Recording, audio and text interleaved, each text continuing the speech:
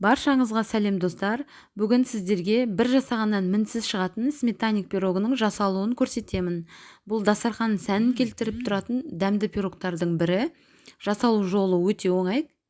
Ең алдымен ыдысымызда електен өткізілген ұнның үстіне қопсытқышымызды қосып, үстінен қант қосып, сосын туралған майымызды қосып, осылай етіп үгітеміз қамырымызды. Екі қолмен осылай қамыр шығу керек. Видеодағыдай жасасаңыз болады. Ұнтақ осындай қамыр шығады бізде.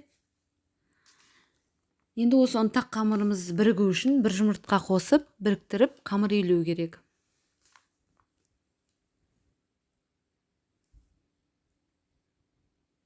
Осылай қолмен бәрін біріктіріп шығамыз.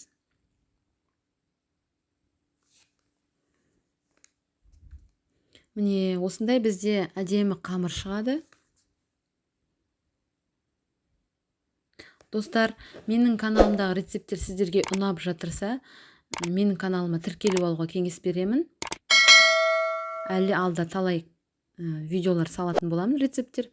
Осы дайын болған қамырымызды салфанға салып 30 минутқа тоңазытқышқа салып қоямыз. Енді оған дейін салмасына кірсек, 4 жұмыртқаның үстінен осылай қант қосамыз. Жақсылап араластырып аламыз. Сосын дүкеннің қаймағы, менде дүкеннің қаймағы 20% қаймақ, соны қосып біркелкі етіп барлығын араластырып аламыз. Бұл бізде начинкасы.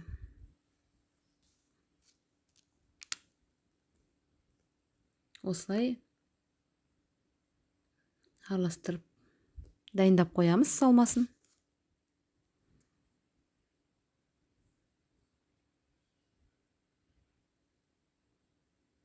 Дәмі балмұздақ тәрізді болып шығады. Енді міне формамызды дайындаймыз. Осылай астына пергамент қағазын қиып салдым. Жан-жағын маймен жабысып, пирогымыз жабысып қалмау үшін маймен жағып қоямыз. Жаңағы тоңазытқыштағы қамырымызды алып, астына және бортигін жасаймыз осылай. Асықпай біркелкі етіп жағып шығамыз.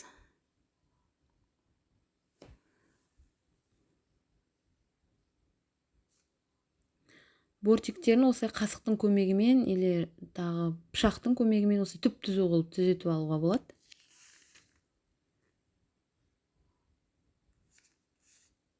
Енді жаңа дайындаған салмамызды үстінен осылай құямыз. Қызып тұрған пешке 180 градусқа 35-45 минутқа пісіріп аламыз. Міне бізде дайын болды пирогымыз, әп-әдемі болып. Енді осы шеттерін пышақпен осылай түртіп жібереміз, жабысып, біздер пирогтың ыдысын ашқанда жабысып қалмау үшін. Формамызды ашып, әдемі ыдысымызға қойып, жақындарымызға беруімізге болады. Бұл қонақ келгенде өте әдемі, дастархан сәнін келтіріп, күшті болып тұратын пирог. Балмұздақ секілді дәмі өте күшті болып шықты осы жолы. Сіздерге осы пирогты жасап көрулеріңізге кеңес беремін.